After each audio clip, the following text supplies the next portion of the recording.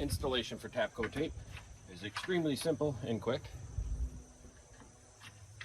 Simply clamp the Tapco tape to the back of the anvil, remove the material stops. Then we're going to wipe them down with some denatured alcohol or some rubbing alcohol, just to make sure there's no fingerprints or dust from shipping.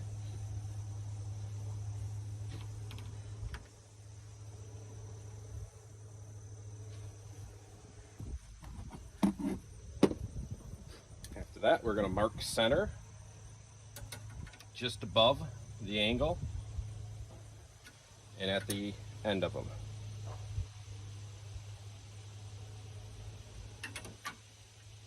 Full sets.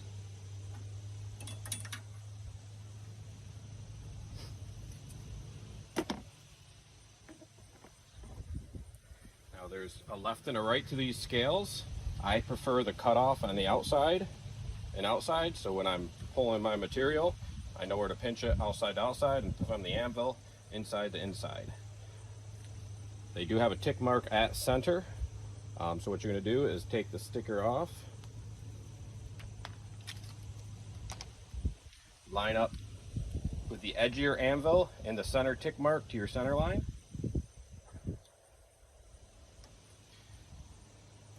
Then just walk it down centered to your center mark on the back.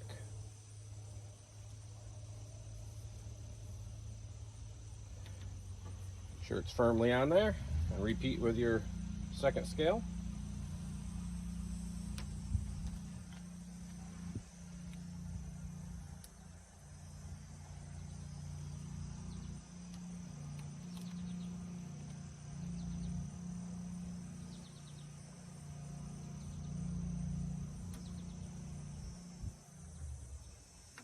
Put your material stops on, and you're ready to start bending.